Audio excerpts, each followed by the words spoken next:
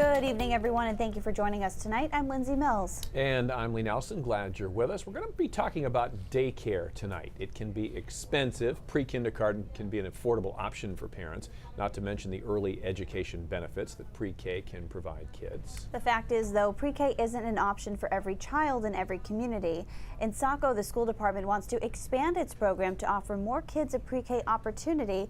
But to do so, it needs more space, and that's where an issue has surfaced. It's a story of a community trying to solve a problem, but instead has ended up with an even bigger problem. I was speechless. Sarah Truman lives in Saco and is a mom of 3. I was outraged. Lewis Waterhouse has lived in Saco his entire life and is a local business owner. They're among the taxpayers angered by a decision by the Saco School Department to sign a 10-year lease for a building that's sitting empty. The rent? $24,000 a month. We started paying in July for a building that we are not using. I could see this money being used as 2 teacher salaries already that's been thrown out the window for this. The school department wants to use the space at 5 Wiley Road for its expanded pre-K program. The problem? An entity like a public school is prohibited from using the property. Why? It's located in an industrial park that was funded by an EDA grant from the Department of Commerce with the intention of creating jobs and tax revenue. And the park's covenants prohibit the ownership and use of any parcel by a non-taxable entity. The building is owned by Toddle Inn, a private daycare franchise with several locations in the state.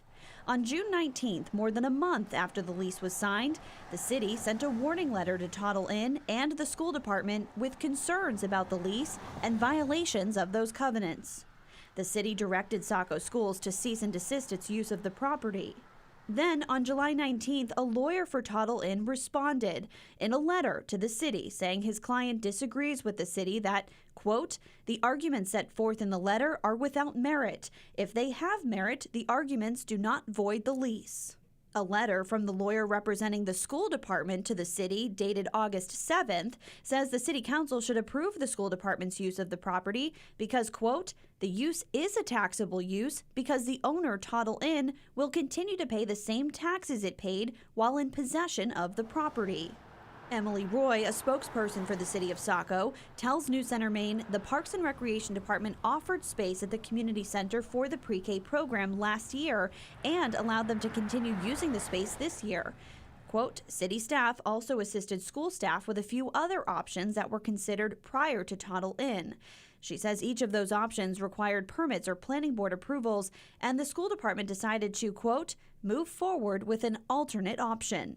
A lawyer, meanwhile, for the school department tells News Center Maine, under the lease agreement, it was the landlord's obligation to seek any needed approvals for the use of the building. A statement reads in part, quote, the school department's goal remains to reach a practical and expeditious resolution to this matter while simultaneously providing a safe and enriching pre-kindergarten program.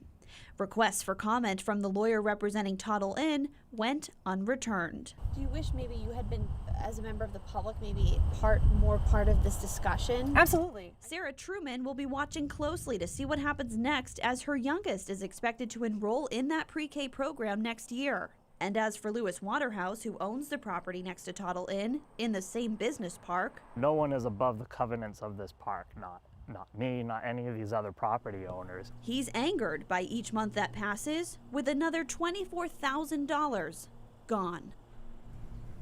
So on Monday, the city's Zoning Board of Appeals will review an appeal by the lawyer for the Saco School Department who argues the lease does not violate the covenants, the school's proposed use does not require review and approval by the planning board, and the proposed use does not require a new certificate of occupancy.